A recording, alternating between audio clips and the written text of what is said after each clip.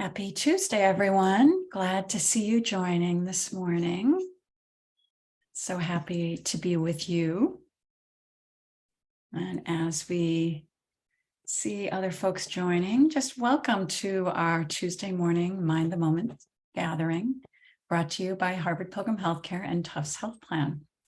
This is a place where we invite experienced mindfulness instructors to speak with us about what mindfulness means to them, and to discuss as a community how we can incorporate these practices into our daily lives. I'm Suzanne Rowe Palacino. So delighted to be here with Zeenat Potia, one of our instructors with Harvard Pilgrim Healthcare. Good morning, Zeenat. Good morning, Suzanne. So happy to be with you, and warm welcome to everybody who's here this morning. Yeah, so nice to be with you and to have you back with us. Always nice to see your smiling face. I'm happy to be here with everyone else as well. So a good morning to everyone and welcome.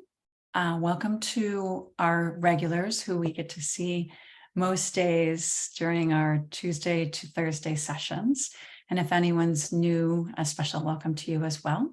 I will tell you how everything will go this morning. Zeenat will start us off with a question, and then she'll share a few words with us and then bring us into at least a 12-minute guided practice. And that practice will be a mix of guidance as well as some silence, so we can get used to having the different types of meditation practice. And then after that, we'll have time for questions if folks have anything they'd like to type into the chat. So if you go to the bottom of your Zoom screen and open up the chat, and once you open the chat, you'll see the blue drop-down menu. And you can just change that blue drop-down from saying hosts and panelists to saying everyone. And then everyone will be able to see your comments this morning. All right, with that, we will go right into our question. So Zeenat, what do you have for us this morning? Thank you, Suzanne. What I'd like to start with is by sharing a quote, and I'll put it in the chat. It's by Carl Rogers, and I'll read it out loud. The curious paradox is that when I accept myself just as I am, then I can change. The curious paradox is that when I accept myself just as I am, then I can change. By Carl Rogers. So this quote is a real invitation for us to open to all parts of ourselves. If you're familiar with internal family systems work, you probably know, and for those who are brand new to it, the idea is very simple, is that each of us is not one entity. In our inner lives, which is what we're encouraged to tune into in mindfulness and meditation, we're made up of a multiplicity of different parts.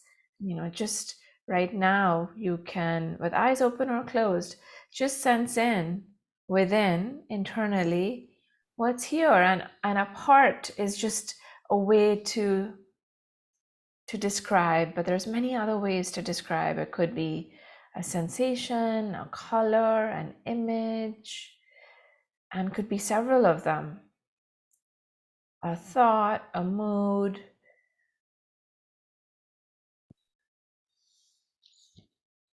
Somewhere within ourselves that we begin to identify different aspects or parts. And so there might be a part, this is just an example, who might be kind of grumpy to start the day today. There might be a part that's a little bit excited about something that's to come. I know I have an excited part that's looking forward to strawberry rhubarb crumble. And I have a reluctant part that doesn't want to deal with the medical billing that I need to look at. And so there might be different parts. There might be a part that's a little sad, or a part that's feeling content. And so not necessarily going on an excavation of trying to find parts. Often parts are just right there. All we have to do is just look and shine our awareness on them. And there are some that we either through conditioning or through societal external expectations, are taught to tamp down or ignore or push away. You may have heard of shadows, parts that are not considered within the realm of good. But the whole idea of this practice and our meditation is that there are no bad parts. And this is what the quote is inviting us to look at. That if we open to and accept all parts of ourselves, this doesn't lead to indulgence. It actually leads, it's an act of compassion, an act of understanding. And then those parts, they feel, oh, I don't have to hide the grumpiness. I can be with it. And then it has the potential to shift and change. I'm not trying to change it, but just by deep listening and attending to it with curiosity and interest, things can shift. So the question in the reflection as a community is there a part of you that you sense into right now? And it's very much a present moment practice. So not anything that you're trying to improve, but more coming at it. It's a complete paradigm shift. Is there some aspect or a part that you want to open to practice deep listening toward and try to understand and accept? And so please feel free to share in the chat. And it can just be, a word or a sentence. Yeah, and as I consider that, what that you'd like to open to or accept is just a concern for the future. That I have that feeling of, a little bit of worry for the future.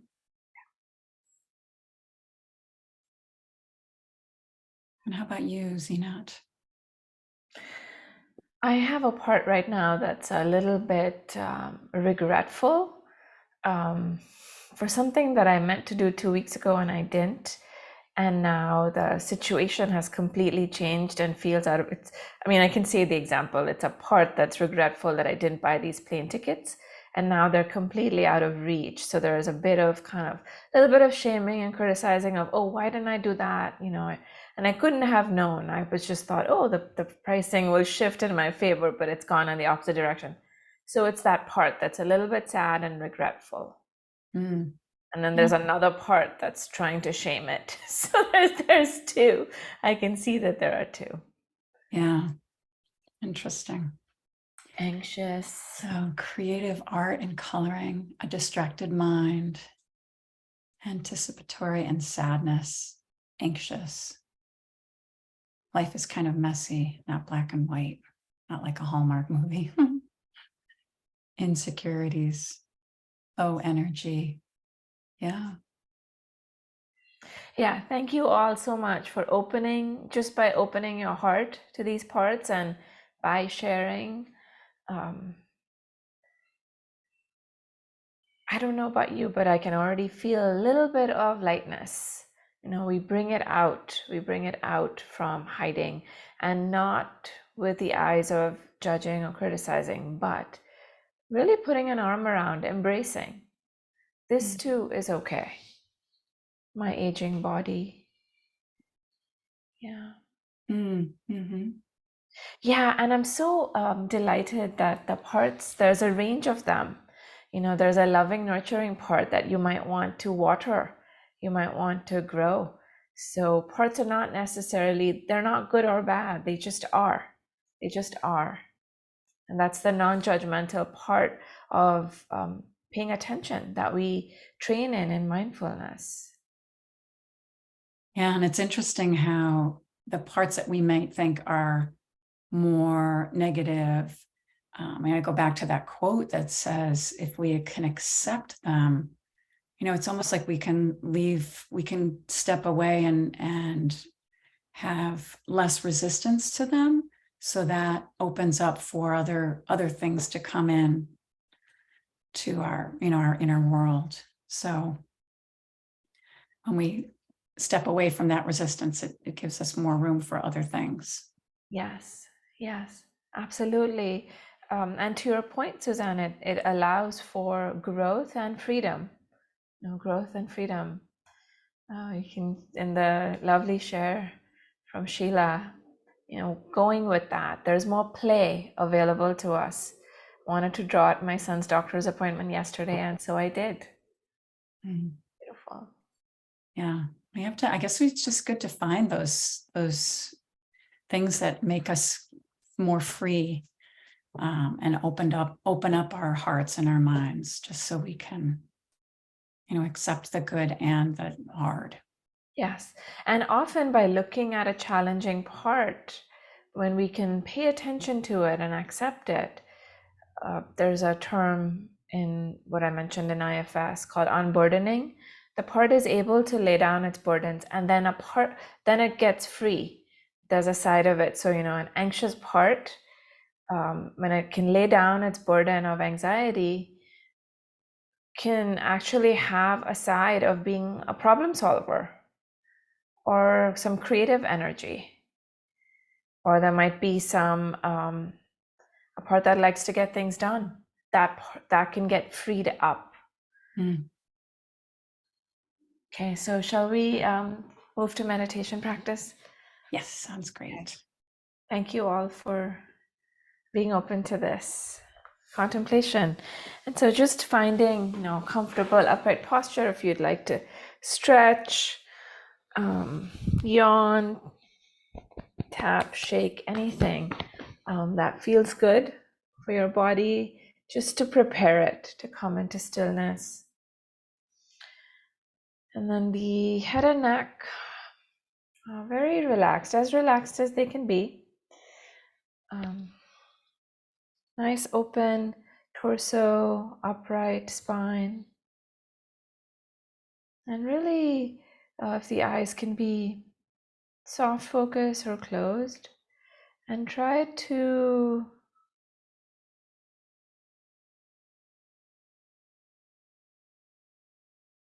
in whatever shape that you decided to be in,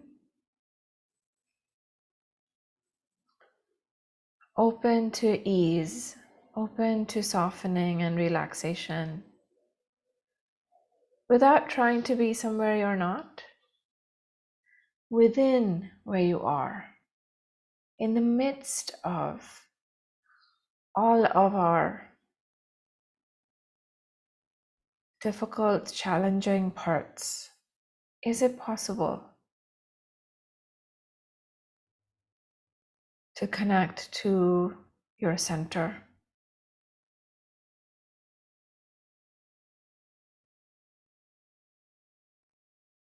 To connect to a sense of steadiness right here.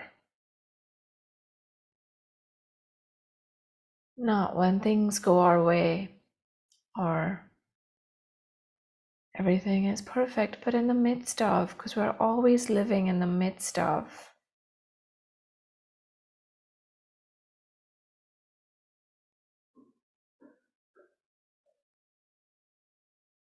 See if you can really relax in the mouth, the tongue, the jaw, all interconnected. Cooling the eyes. A break from screens, incoming, just this resting.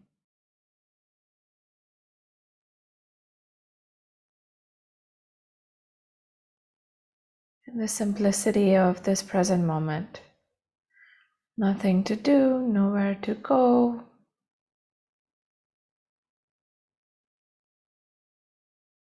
Just let your face relax, completely relax, even more. No masks to wear.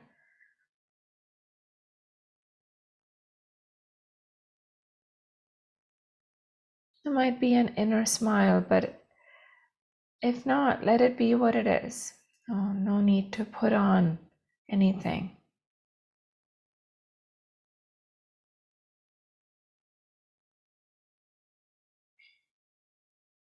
Feeling the feet connecting to the ground.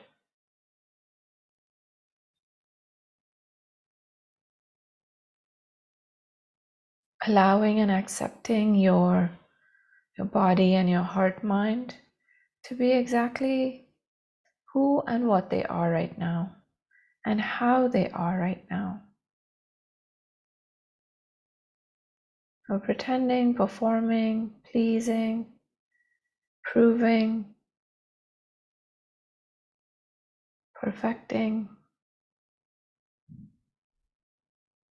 Just letting all of those habits and patterns, if you resonated with any, just wash off your back, releasing them for now.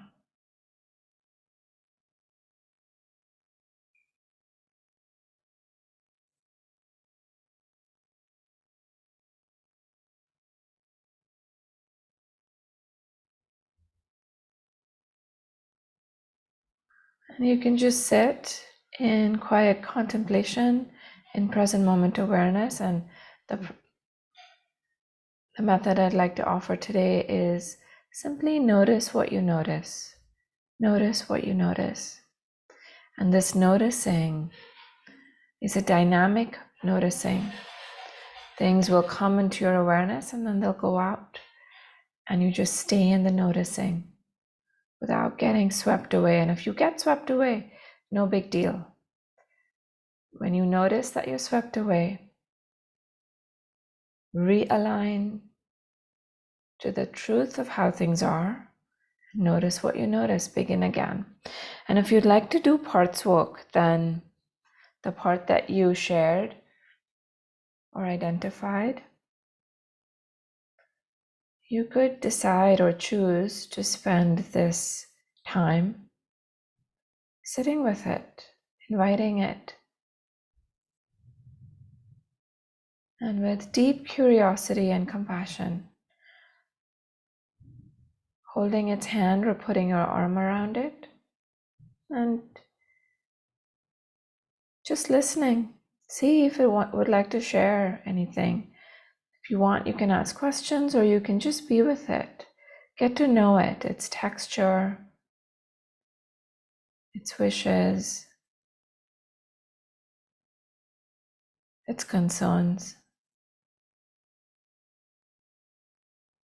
Open-hearted, deep listening without trying to judge, control, fix, change. Being with the part.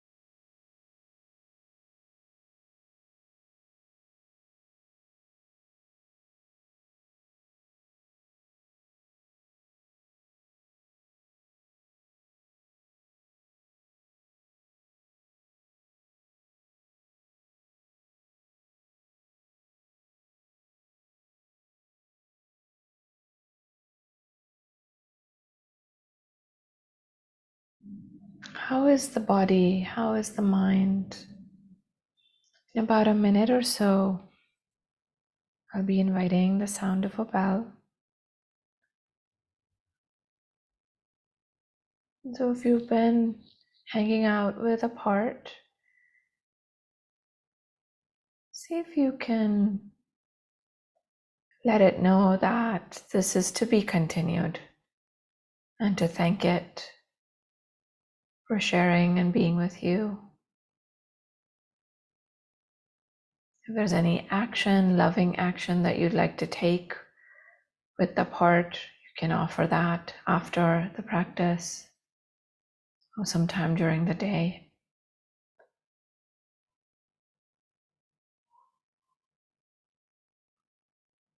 And if you've been elsewhere, just beginning the noticing once again as we bring this practice to a close.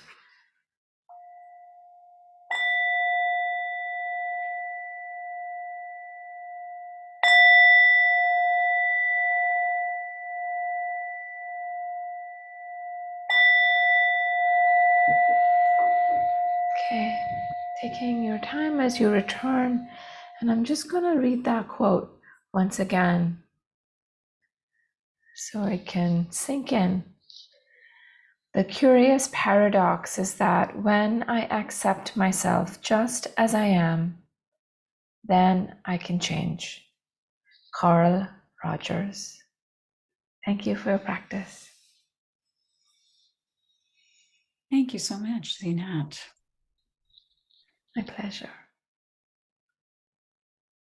Yeah, it's interesting how when we bring up these thoughts, and just noticing in the chat that, and when we open up to these thoughts, and we also realize that many people share similar thoughts, so it makes us, it makes this kind of seem like it's even more acceptable, that we're not the only person that might have these things on our minds. Yeah, absolutely, Suzanne. And this reminder, from self-compassion practice, one of the tenets of self-compassion cultivation is common humanity. We begin to see that we are all interconnected. Mm-hmm. And we feel less alone. So it gives courage. Yeah. And I also feel like the other side of that is either voicing this or writing it down, or if someone, if people are journalers or not journalers. I've become more of a journaler lately, but it does help us to, just to put a little space in between us in that situation, if it's a difficult situation. It's something that can really make it seem like it's something that is not a part of us, that. Yeah, absolutely. Yes. The embracing can give way to release. And, as Rizvana is pointing out, tears are wonderful. They're so healing. And to feel, to open to what's here right now, which is not easy to do. And it helps when we have community and when we have practices that can support us as we open to allowing the heart to be tender. Yeah. So, and the beauty of being able to sit in quiet to, we might not typically have this time and set aside this time unless we were all together in this community. So it gives us more of an opportunity to be with these things and to bring a little acceptance to them. So it's wonderful. yeah, I put in the chat, just if you're interested to learn more about what I offered today. It's called Internal Family Systems, and it's very, very much a meditative practice called IFS. You can look it up. And the book, I use the phrase "no bad parts" is actually a book by Richard Schwartz. So if you like, you can check it out. Wonderful. Well, thank you so much, Zeenat. We really appreciate this. I think there are a lot of folks that really connected with it. So happy that that you're able to be here with us this morning. Sheila's just shared the quote for the week that she liked. Forgiveness is a gift to yourself and medicine for your mind, looking through a new lens. Yeah, truly. Thank you for sharing that, Sheila. Forgiveness is a gift to yourself and medicine for your mind, looking through a new lens. Yeah. Well, thank you. And it's wonderful to have this community to share these kinds of practices with, and to learn new ways to look at what's going on inside of all of us. So again, thank you so much for being here, Zeenat. We love when you join us, and looking forward to having you here again. My pleasure, and wishing everybody a connected, grounded, centered day. Yeah. Yes. And when we're back here tomorrow at 8:30. So if you can join, please do. Thanks to everyone for being here, and we'll see you again soon. Take care.